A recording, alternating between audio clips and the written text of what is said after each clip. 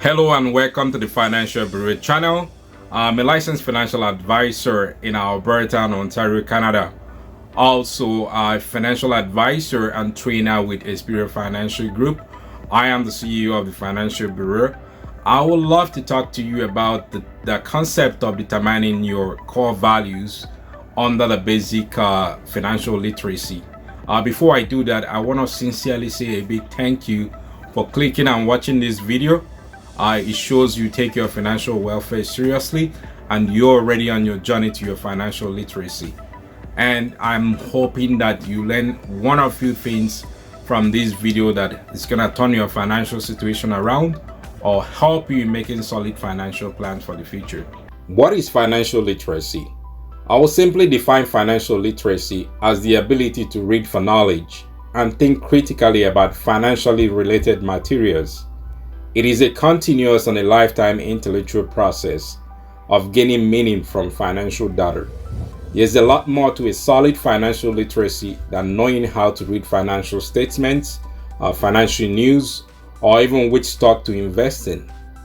A large number of Canadians and families have no knowledge about managing their finances or how their money should work for them, and that is why the Canadian household debt is on the rise. To be precise, a household owes about $1.80 in debt for every dollar of disposable income they make. That's a lot of debt. It means most Canadians are already in debt before they receive their salaries or wages. So the object of this video is to give you guys the basic understanding of financial literacy in regards to understanding the concept of determining your core values. It is the smallest basics you need to know and do to avoid debt traps and have enough cash flows to build wealth. Also, your personal life values around money and finance affects your future and possibly those of your generations to come. I will share with you 3 common factors that forms our values or understanding of money. First is family. Your family financial history and whether you grew up having money or poor, as well as how your parents handled money or what they taught you about money, unconsciously plays a part in your understanding of money or financial matters as you begin to get into the age of handling your finances. Second, it's friends. Friends and people around you and how they handled money. You see your friends spend or save or invest money also affects the way you get to understand how to deal with money as you grow up and begin to deal with your finances as well. Third is your spouse or partners, whether in marriage or in relationship.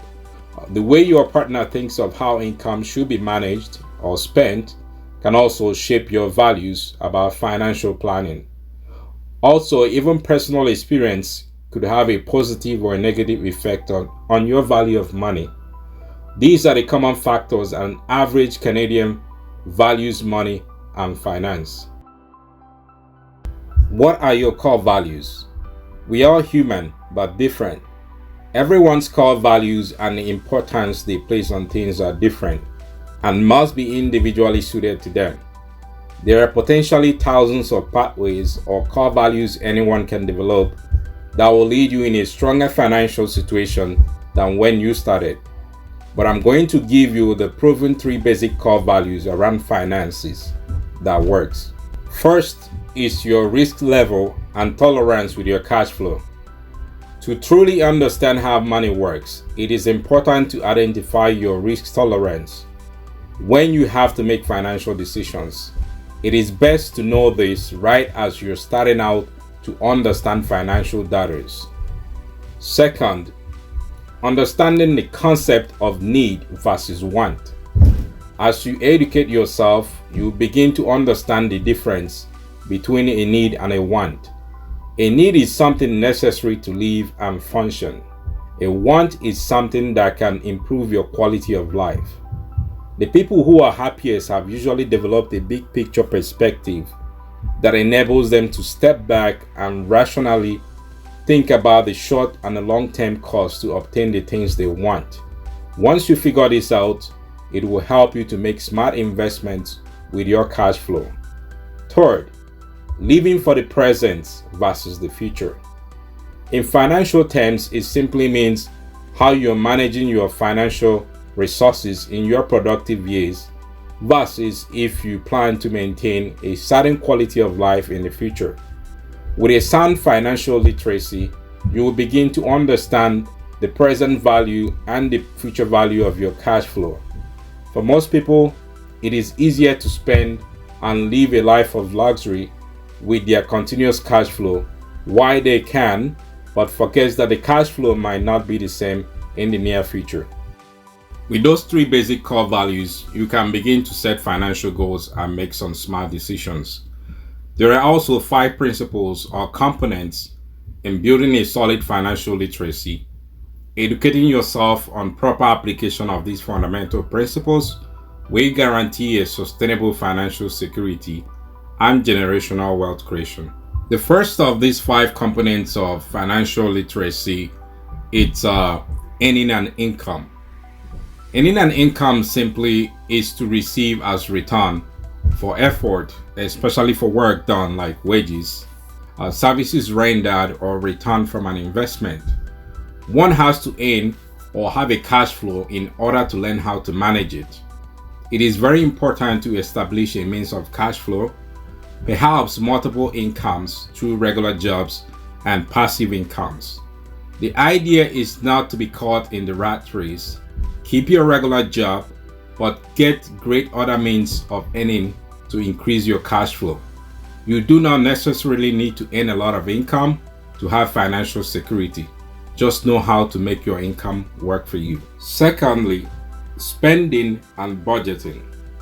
This principle is probably the most important. A spending plan or a budget is simply a plan you create to help you meet expenses and spend money the way you need to spend it. A good spending plan can help you stop spending leaks. It can help you keep your unhealthy spending habits in check, while budgeting balances your expenses with your income. If they don't balance and you spend more than you make, you will have a problem.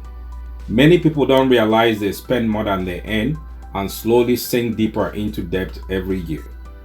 Unfortunately, many households find themselves in this situation due to inflation and rising cost of commodities and never rising wages.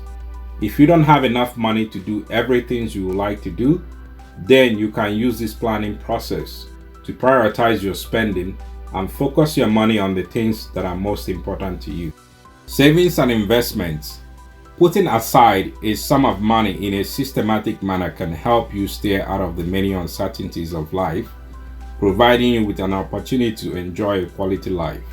You should have at least 3 to 6 months of your monthly incomes in savings, just in case of an emergency or interruption in your income. Investing is an effective way to put your money to work and potentially build wealth. Smart investing may allow your money to outpace inflation and increase in value. The greater growth potential of investing is primarily due to the power of compounding interest and the risk-returns trade-off. It will be smart to invest some of your money in a long-term investment while having emergency savings funds. Borrowing and debt. We all borrow money consciously or unconsciously. Those credit cards, personal and business line of credits, they are borrowed money. However, there is nothing wrong with borrowing. Every successful individual and businesses have borrowed money, but money must be borrowed for the sole purpose of investment and creating wealth. The object of debt management is to become debt-free as soon as possible. It's easy for you to accept that debt is a fact of life and become complacent about it. You might even convince yourself that certain kind of debts can be good for you, but in reality, none of this is true. The only good debt is no debt at all. It is all important to understand the total cost of debt and how it affects your future. As you educate yourself on this effort, you can begin establishing a game plan to become debt-free as soon as possible. My advice: don't get them if you don't need them. If you must, always have a payoff plan during your budgeting. The final component is building and protecting assets. Asset protection planning is the process of building barriers around your assets, whether those assets are personal or business, to keep them safe away from litigations, creditor claims, seizures, and burdensome taxes. It is a vital and completely legal component of both financial planning and estate planning. The five most common asset classes are equities, fixed income securities, cash, real estate, and marketable commodities. Once you accumulate assets, you need asset protection, especially as part of your estate plan. Even if you do not have any significant debt, you never know when a claim against your assets might arise. The best time to protect your asset is before a claim emerges. An asset protection guarantees the rollover of wealth to your preferred beneficiary. Are you in Canada and want a financial plan for your future, or you want to know what type of investment is good for you? You want to learn how to protect your loved ones financially? You can always reach out to us for free consultations at services@financialbureau.info, or visit our website at www.financialbureau.info to learn about our services. Please do subscribe and click the notification button to have access to our new videos about finances and investments. We really do appreciate your support, and we continue to make these educational videos to keep our viewers informed. Before you leave, here are a few problems we can solve for you.